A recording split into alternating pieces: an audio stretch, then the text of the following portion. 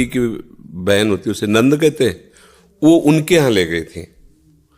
तो उनके यहाँ हम गए हुए थे, तो एक कमरे में देखा एक नौजवान व्यक्ति पड़ा हुआ था। वो शायद उनकी ननंद के पति थे। तो उनको पता नहीं क्या लगा, भगवान की प्रेरणा, हम तो बच्चे ही थे, तो हमें बुलाया, ऐसे नज़दीक गए तो रोने लगे। उनका बच्चा अब हमारी कोई बात नहीं सुनता, तो हमें मन में है आपसे बता दें। तो शायद हमें भगवान उदाहरण देना चाहते होंगे, इसलिए सुनवाया होगा, नहीं तो हम बच्चा थे, उनका कोई सपोर्ट तो कर ही नहीं सकते थे। उनका बच्चा है, जो बिल्डिंग देख रहे हो ना, ये मेरी बनवाई हुई है, वो मेरी पत्नी है, और वो टाकीज के सामने मेरी चाय समोसा पान इसकी दुकान थी, और मैं सुबह से शाम तक मेहनत करता। तो यही पत्नी हमारे मोजे जूते उतार करके हमें प्यार करती थी। हमारे शरीर में लकवा मार गया, अब मैं उठ नहीं सकते। बोले 2 रोटी से ज़्यादा भोजन नहीं देती, और कहती ज़्यादा देंगे तो बार बार शौच करोगे, हमें फेंकना पड़ेगा। बोले हमको मारती भी है, हमसे बात नहीं करती, चिल्लाते रहते हैं, हमारे सामने दूसरे पुरुष को बुलाती, बात करती ऐसा। बोले किससे कहूँ, अगर कहूँ तो ये मारेगी आकर के, कहना नहीं। तो हम बच्चे थे, पर वो बात हमारे दिमाग में, हम बार बार सोचा इस विषय कि मेरे से क्यों कहा। तो शायद मुझे शिक्षा भगवान दिलाना चाहते थे, एक उदाहरण हमारे दिमाग में। देखो ये वो बता रहा है कि जब मैं कमा के आता था तो मेरे जूते मुझे उतारती थी, मुझे प्रेम करती थी। आज वही पत्नी है, मेरा ही सब वैभव है, मुझे रोटी भर पेट नहीं, क्योंकि लकवा मार गया, शरीर बेकार हो गया, अब वो पड़ा ऐसे। अब उस व्यक्ति का कौन मित्र होगा? कोई प्यार से बात, तभी तो हम बच्चे थे, हमें बुलाया, कोई प्यार से बात नहीं कर सकता। वही व्यक्ति है जिसने अपने जीवन को सजाने की चेष्टा की। लेकिन एक मित्र है जिसको वो नहीं जानता था, इसीलिए अगर उस मित्र को जानता होता तो उसको रोना नहीं बनता, वो केवल उसी से बात करता और जीवन बदल जाता। वो कर तुम अकर तुम अन्यथा कर तुम। सच्ची मानो, हमें डॉक्टर ने कहा था आज के कम से कम 17 वर्ष पहले, दिल्ली के थे, सब जांच की, उनका बाबा तुम संत हो इसलिए तुमसे कोई छुपाव नहीं है, तुम्हारा कोई घर का नहीं कि जिससे मैं बता सकूं, तुम्ही से डायरेक्ट कह रहा हूं। 2-2.5 वर्ष, आखिरी 5 वर्ष, ये किडनी खत्म और आप मर जाओगे। तो इसलिए बता रहे हैं कि आप भजन कर लो बस 2-2.5 वर्ष। और तो हमने भी ठान लिया था कि हाँ ठीक है, ऐसा है। आज 17 वर्ष तो हो ही गए, लगभग 17 वर्ष, बड़ा लंबा सफर है। अभी आपके सामने बैठे हैं, फेल भी है और पास भी है, नहीं पास है। देखो जो दिनचर्या हमें चाहिए वो हमारे शरीर कर रहा है, तो हम पास है। और फेल इसलिए कि संसार की दृष्टि से वो किडनी फेल है। अगर भगवान का भरोसा ना होता तो सोचो आज हम कितने परेशान होते, शरीर को लेकर, पैसे को लेकर, कितना खर्चा, कैसी दवाइयां, कहां से डॉक्टर कहां लाते, क्या कुछ नहीं करना होता। वो अपने आप डॉक्टर रो करके कहते कि मेरी सेवा मत छीनना। बैठे हैं हजारों कोस दूर और रोज संपर्क, महाराज जी की क्या इस समय स्थिति है, अच्छा ये दवा दे देना, अच्छा आप ऐसा कर दे। तो हम देखते किसका दुलार है, जिनको 1000 रुपया दे के समय लिया जाता है, वो फिर बात करते हैं, वो भी अपने ढंग से। आश्चर्य की बात, वो डॉक्टर, उसे दुनिया से क्या मतलब, रुपये से मतलब है। लेकिन श्री जी, ये है प्रभु का प्रताप। हर व्यवस्था कैसी तुम्हें बताया, जब हम उनकी तरफ देखते हैं तो हजारों हाथों से दुलार करते नजर आ रहे हैं, हजारों हाथों से प्यार करते नजर आ रहे हैं। ये कैसे चलता है? अब हमें कुछ किसी से मांगना नहीं, किसी से कुछ कहला नहीं, अपने आप सब व्यवस्था होती। ये हमारी नहीं, भगवद आश्रय होने की बात है। अगर भगवद आश्रित नहीं हो तो वो अमल पत्नी होती, बच्चे होते, किसी के काम की तरह नहीं गए थे, तो क्या कहते, आज तेरे दिन इसे 4-5 हजार रुपये डायलिसिस के लिए चाहिए, दवाइयाँ चाहिए, भगवान उठा लो, ऐसे कह, पूछ लो भगवान इनको, वो कहती इनको पूछ लो। संसार का खेल है ऐसा। तो ये हम कोई तुम्हें कहानी नहीं बता रहे, सच्ची बात कह रहे। अभी अंधकार है और भगवान का आश्रय ले लो, आनंदित रहोगे। आज आपको नहीं समझ में आएगा, किसान खेती बोता है तो तुरंत फसल नहीं काटने को मिलती, थोड़ा समय लगता है। ऐसे आप अपने जीवन को भगवान में समर्पित कर दो, नाम जप करो, रहो उसी संसार में, वैसे ही रहो। हम ये नहीं कहते बाबा जी बनो, गंदे आचरण मत करो, गंदा नशा मत करो, गंदा व्यवहार मत करो, भगवान इसी से प्रसन्न हो जाएंगे। आप ज्यादा जप तप भले मत करो, पर गंदे आचरण मत करो, और भगवान का सहारा वो सब कुछ संभाल लेते हैं, बहुत समर्थ है। कहते हैं ना कि अच्छे आदमी की कदर नहीं है, ऐसी बात नहीं है, सत्य की कदर सदैव हुई है। हाँ, दो चार लोग तो ऐसे रहते ही हैं जो निंदा स्तुति कर, लेकिन सत्य में एक पावर होता है, उसके सामने कोई टिक नहीं सकता। अगर सत्य है तो उसके सामने टिक नहीं सकता, पीछे से भले, और सत्य की रक्षा सत्य करता है। नमीश आहूजा जी पटियाला से। राधा वल्लभ श्री हरिवंश। महाराज जी आपके चरणों में कोटि कोटि प्रणाम। महाराज जी श्री जी की कृपा से मैं 7 साल से प्रतिदिन मंदिर जाता हूँ, प्रतिदिन नाम जप भी करता हूँ, पर मेरे जीवन में जब भी कोई प्रतिकूलता आती है या कोई कार्य सफल नहीं होता तो मेरे शरीर के रिश्तेदार मुझे कहते हैं, कहाँ गए तुम्हारे भगवान, प्रतिदिन मंदिर जाने का क्या फायदा हुआ। जब वो ऐसा कुछ भगवान के विषय में बोलते तो मुझे बहुत गुस्सा आता है। महाराज जी मेरा मार्गदर्शन करें। देखो, अज्ञानी जन तो कुछ भी बोलते रहेंगे। अभी मंदिर जाना या कुछ भी सत्कर्म करना नई खेती है, पर माल तो पुराना ही खाना पड़ेगा। अभी जो पूर्व स्टॉक है गोदाम में वही चलेगा। फसल आगे वाली जब आएगी तो उन जो भी प्रश्न करें कि मंदिर जाते हो तो क्या हुआ, तो किसान पहले खेती तैयार करता है, फिर बीज बोता है, फिर सिंचाई करता है, महीनों सेवा करता है, खूब पैसे लगाकर उसे बल प्रदान करता है खेती को।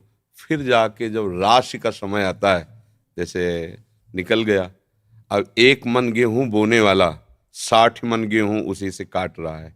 अब जब 1 मन गेहूं फेंक दिया और दूसरे दिन उसके पास रोटी के लिए नहीं, अब उसे कोई उपहास करे कि बेवकूफ़ है ये, फेंक के आया 1 मन, कम से कम पिसवाता तो 1 हफ्ते चलता, क्या करेगा वो 1 मन। तो चुप रहो, 4 महीना चुप रहो, इसके बाद वो 1 मन 60 मन तुम्हें जब देगा तब उसको बताना कि ये देखो 1 मन फेंका था, अब 60 मन आया है। तो अभी आपका मंदिर जाना, भगवत आराधना करना, ये नया कर्म है।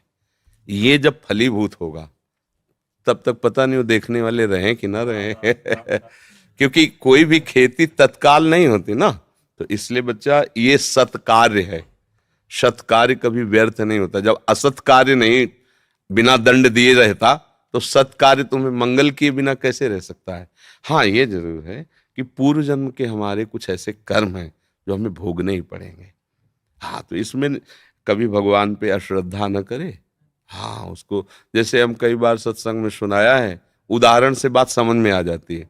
1-2 मित्र थे, स्कूल में साथ पढ़ते थे, जब थोड़े सयाने हुए तो एक गलत मार्ग में चला गया। धनी घर का था, शराब पीना, वैश्यागमन करना, जुआ खेलना, बस ऊट पटांग गनत। और एक था गरीब घर का था, वो गंगा नहाना, नाम जप करना, मंदिर जाना, ऐसे शुरू कर दिया। अब जो जिस मार्ग में चलता उसमें उसकी और बढ़ोतरी होती, वो और गंदा, ये और भगत, तो इसने ब्याह भी नहीं किया, नाम जप, और वो तो मतलब जितनी गंदगी। एक दिन दोनों मित्रों की मिलान हो रही थी, वो उधर से आ रहा था और ये इधर गंगा नहा के नाम जप करते हुए जा रहे थे। तो जे देखा मित्र से इतना बड़ा खजूर काटा होता ना, इतना बड़ा काटा पार कर गया।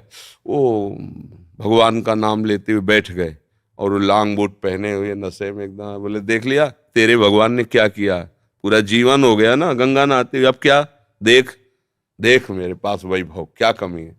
लोग जहां जाते 4 लोग आओ बैठते, मौज मस्ती, कहते थे हमारे साथ रहे, मौज मस्ती में रहेगा। अब इतना कह के तो चला गया। 4 कदम बढ़ने पर उसको एक अटैची मिली जिसमें हीरे थे। लौट के फिर आए, बोले, देख रहे तेरे कांटा लगाओ मेरे। अब तो उसका विश्वास नष्ट हो गया कि यार मतलब वास्तविक कुछ नहीं है ये सब, गंगा नहाना है सब, चला गया। इतने में जब किसी का विश्वास टूटता है तो भगवान उसको, जैसे आपको यहां भेज दिया, या भगवान स्वयं समझा देंगे, क्योंकि विश्वास भगवान पे किया ना तो वही समझा, ये ड्यूटी है उनकी, वो समझा देते। कोई ऐसा शास्त्र पढ़वा देंगे, कोई प्रवचन सुनवा देंगे, अच्छा ऐसा आपके या अंदर ही विवेक जागृत, ये उनके हाथ का बात है, वो क्या करते हैं। भगवान एक ब्राह्मण के रूप में वयोवृद्ध तपस्वी, अरे बेटा तुम्हारे कांटा लग गया क्या, राम राम। बोले, नाम मत लो, पूरा जीवन हो गया नाम लेते हुए, हमको क्या मिला। वो हमारा मित्र है, शराब पीता, व्यभिचार करता, नाना प्रकार के, और देखो उसे अटैची में, यहाँ भोजन की व्यवस्था नहीं, पूरा जीवन हो गए। बोले, पहले कांटा निकाल लेने दो। भगवान थे, सर से कोई पीड़ा नहीं। कहा, बेटा तुम देखना चाहते हो कि उसको ऐसा क्यों है, तुम्हें ऐसा क्यों है। तो जैसे टीवी चल दे ना सीरियल, ये देखो, चिप लगा दे तो पूरा सीन, और उसको पूर्व जन्म का सीन दिखाई देने लगा कि ऐसा भयानक पापाचरण पूर्व जन्म किया था, इस जन्म में इसी क्षण सूली की सजा मिलनी थी। उससे पूर्व में राजा लोग सूली की सजा देते थे। सूली के एक भाले जैसा यंत्र, ऊपर से जाके छोड़ दो, गुदा द्वार में ऐसे घुस जाए, वो तड़पता हुआ कितने घंटों में, मतलब बहुत बुरी मृत्यु, बहुत बुरी मृत्यु, जैसे क्रूस की सजा, गाड़, बहुत बुरी मृत्यु। वो तुम्हारे इस भजन के प्रभाव से सारे पाप नष्ट हो गए, एक खजूर के कांटे में निकल गया। अब तुम्हारे पाप नष्ट हो गए, अब ये पुण्य और पीछे का पुण्य दोनों मिल रहे हैं। आगे चलकर तुम्हारी ऐसी उन्नति होगी जो सदा सदा के लिए सुख प्रदान करेगी। और इसका पूर्व जन्म का इतना पुण्य था कि इस समय इस प्रांत का ये राजा होता, पर इसने व्यभिचार करके पाप करके सारे पुण्य नष्ट कर दिए। अब इसको जो एक अटैची में हीरे जवाहरात मिले खाली, बस समाप्त उसका पुण्य। इसको जहां भोगेगा तहां पूर्व का पाप और अभी का पाप जब मिलेगा तो ऐसे ब्लास्ट होगा कि देखने लायक नहीं रहेगा ये। अब उसको विश्वास हुआ कि हाँ ये बात, बोले तो कभी हम नहीं छोड़ेंगे भजन। बोले हाँ, भजन व्यर्थ नहीं होता। वर्तमान में देखा जाता है कि सत्य से चलने वाला, भजन करने वाला दुखी हो सकता है, और गंदा आचरण करने वाला बढ़िया। पर ध्यान रखना, वो बढ़िया तब तक है जब उसका पूर्व का पुण्य चल रहा है, जहां वो खत्म हुआ फिर देख लेना क्या बढ़िया है। हमने कई बार सत्संग में भी बताया कि एक पूर्वाश्रम में जब हम थे तो वहां आते थे ठाकुर राघवेंद्र सिंह, थे भी ऐसे ही एकदम 20 आदमी राइफल लिए उनके पीछे चले, जब जैसा मन है जिसको जूते से पिटवा दिया, जिसकी माई बहन की तरफ गंदी दृष्टि उठवा लिया। और उनका भाई सुरेंद्र राक्षस समझो, ये मतलब कोई कथा नहीं कह रहे, घटना, हसिया से काट देता था, बड़े बड़ों को चीर। और बड़े बड़े अधिकारी वो जमींदार उनके यहाँ, मतलब महल बना हुआ, आज भी महल बना हुआ है उनका। समय जब गिरा तो बड़े वाले को एड्स, राघवेंद्र सिंह को, अब मुंह छुपाए, कानपुर में दवाइयां चल, वो मरा। जे ही मरा तो विरोधी जनों ने चील की तरह छोटे वाले को नोच डाला, वो मरा। अब सारी जागीर में केवल बहुएं, वो भी खेत नहीं जुत सकते क्योंकि हजारों को पीड़ा दी थी ना। परती पड़े, परती माने कोई जमीन में अन्न नहीं उपजा सकता, खाने को दुर्लभ है, कोठी में रहते हैं, कोई सहयोग करने आ गए ना। रावण की खोपड़ी को जब बंदर लात मारते थे ना, कटी हुई खोपड़ी में, तो मंदोदरी रो के कह रही थी, राम विमुखस हाल तुम्हारा और रहा न कोकुल रोवन। और एक समय था कि जब चलता था रावण तो पृथ्वी कांपती थी, दिग्गज चिकाड़ते थे। वही भगवान के विमुख जब हुआ तो लात मारते थे खोपड़ी में, फुटबॉल की तरह रावण की खोपड़ियां। हाँ, राम विमुख हाल। तो हम लोग क्या वर्तमान को देख करके अंजाद लगा लेते हैं गलत है या सही। वर्तमान में सही चल रहा है पर बार बार उसको धोखा खाना पड़ रहा है, तो लगता है सही कहाँ है, गलत चल रहा है। और वर्तमान में गलत चल रहा है, बार बार उसकी प्रोग्रेस, उन्नति होती चली जा रही, ये मार्ग सही नहीं, नहीं भूल नहीं। सत मार्ग कभी गलत नहीं हो सकता और गलत मार्ग कभी सत्य नहीं हो सकता, और सत्य की कभी पराजय नहीं है। थोड़े दिन देखो, पांडवों को वनवास हुआ, लेकिन हस्तिनापुर का चक्रवर्ती सम्राट का अभिषेक महाराज युधिष्ठिर को ही हुआ, काट के फेंक देंगे पूरा परिवार कौरवों का, है ना। थोड़ी दिन के लिए दुर्योधन दुशासन ये सब फूल रहे थे, वो बेचारे कष्ट पा रहे थे वन में, लेकिन परिणाम भगवान श्री कृष्ण और धर्म जिसकी तरफ है, जय उसी। तो थोड़े दिन कष्ट मिलना कोई मतलब बुरी बात नहीं, परिणाम बढ़िया हो ये बात देखें। थोड़े दिन मौज मस्ती हो, परिणाम तो फिर परिणाम। अब मौजे मस्ती में तो जेलें भरी हैं, ये जेल कायम भरी है, यही भरी है। बुद्धि भ्रष्ट हो गई, गलती कर दी, आजीवन सजा, आजीवन कारावास। भैया कभी अपने विश्वास को विचलित मत होने देना, है ना। वो ऐसी शक्ति हमें देना दाता, मन का विश्वास कमजोर होना। कहीं से भी बात हो, अपनी बात, अरे हे प्रभु मुझे ऐसी सामर्थ्य दो कि आपके प्रति कभी मन का विश्वास कमजोर न होने पाए। ये माया करेगी, लोग ऐसा उपहास करेंगे, बड़े भजनानंदी मन के, हो गई ना किडनी फेल। दूसरे के लिए बपली कह रहे, हो गई ना किडनी फेल क्या। अब ये प्रोग्राम पीछे का चल रहा है, पहले हमारी नई खेती है, ये देख लो नई खेती।